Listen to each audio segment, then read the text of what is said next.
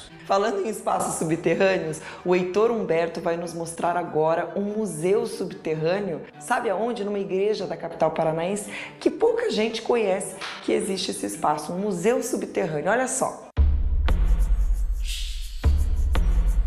Pela arquitetura, Dai, já dá para perceber que sim, estamos aqui num subterrâneo, num lugar cheio de pequenas preciosidades. E eu tenho que confessar uma coisa, eu morava a poucas quadras daqui, já tinha visitado esse edifício e não sabia da existência desse lugar cheio de tesouros aqui no subterrâneo. A gente está no Museu Claretiano de Curitiba e eu vou mostrar para você.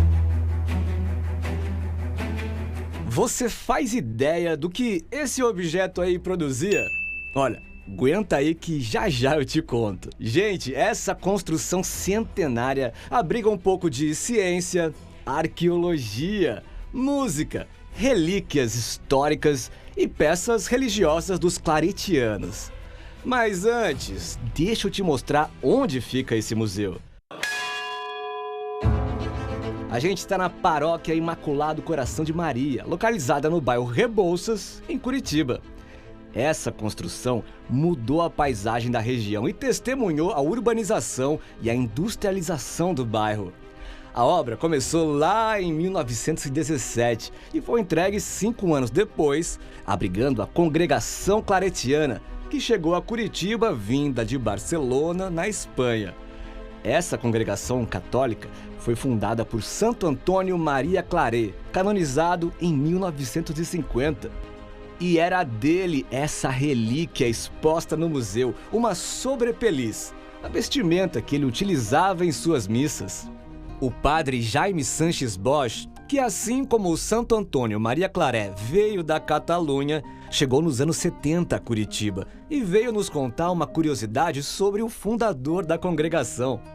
Por exemplo, Santo Antônio Maria Claret era tecelão e ele toda a vida dizia que das coisas que ele entendia era de tecidos, era muito bem formado, só que veio a vocação religiosa, então se formou e foi padre, foi pregador, e fundou a congregação, portanto se dedicou muito à igreja.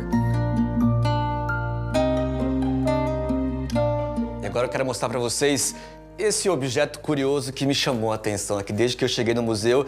E sobre isso aqui eu vou conversar agora com o Fábio Isidoro, historiador do museu. Fábio, o que é isso aqui, cara? Conta pra gente. Isso aqui é uma forma para fazer hóstias. Se hoje as hóstias, né, são feitas de forma automatizada, o pessoal compra pronto, antigamente não. Antigamente os padres, né, as casas paroquiais tinham que produzir a própria hóstia. Então utilizavam essa forma, eles colocavam, né, a massa para fazer, né, a hóstia e depois utilizavam o cortador de hóstias para poder cortar, para poder tirar, porque imagina isso quente. Né? Isso então, aqui ia pro fogo. Ia pro fogo. Entendi. Então era uma função ficar ali fazendo hóstia a hóstia. Hóstia a hóstia. Para todas as missas. Para todas as missas. Deve ser pesado isso aqui. É pesado, é ferro. É um exercício fazer a hóstia. Já fazia. fazia lá, já ia cortando, já ia fazendo um exercício físico. E também me chamou a atenção essa relíquia aqui que vocês têm, que é de nada mais, nada menos que 1676. Uma das peças mais antigas que a gente tem aqui no museu. Esse é o missal de Ezequias. O que é o missal de Ezequias? Ele é um missal que ele contém o rito fúnebre, né, da missa católica. E você sabia que foi aqui que surgiu uma tradição muito conhecida das capelinhas que vão de casa em casa? Eu já vou te contar sobre isso. O que funcionava aqui quando foi construído durante alguns anos? Heitor, você acredita que isso aqui era o porão da casa dos padres? O porão da casa. Isso, porque os padres moravam, né? Que hoje é só a faculdade, mas eles moravam aqui. E por muito tempo aqui foi o depósito. Tinha um varal para os dias de chuva, que quase nunca acontece em Curitiba, né? Então eles estendiam as roupas aqui, né, para poder secar. O chão era de terra. Aqui onde a gente está era terra. Era terra, era terra. Então essas paredes que vocês estão vendo, né, de pedra, tudo isso era o antigo porão, nunca recebeu revestimento. Você comentou que o pessoal fabricava velas aqui embaixo. Fabricava velas também aqui embaixo, também fazia outras atividades manuais, né? E depois, em 2011, né, 2010 para 2011, houve a reforma para aí sim poder se transformar em museu. E olha só, andando mais um pouco aqui pelo Museu Claretiano, a gente se deparou com as capelinhas e eu não consegui não me lembrar da minha avó Cibele, que volta e meia tinha uma capelinha dessa no apartamento dela. E estava conversando com o Fábio, ele contou que essa tradição das capelinhas circularem pelas famílias em Curitiba nasceu aqui na paróquia. Exatamente, foi aqui na paróquia com os missionários claretianos. Eles trouxeram essa devoção, né, chamada da Capelinha das Visitas Domiciliares, né, digamos, é o nome formal desse movimento, que ficou conhecido como o Movimento das Capelinhas.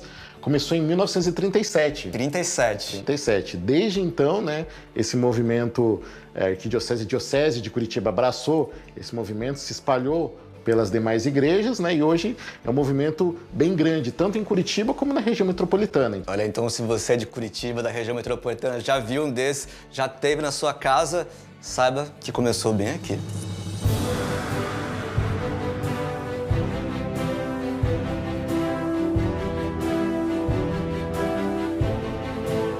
São várias curiosidades, vários tesouros que você encontra aqui no Museu Claretiano.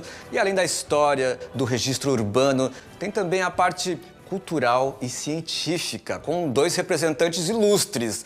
Vamos começar aqui com o Padre Penalva. O Padre Penalva se tornou um dos maiores compositores da música contemporânea do Brasil, com peças aí elogiadíssimas, tocadas pelo Brasil inteiro.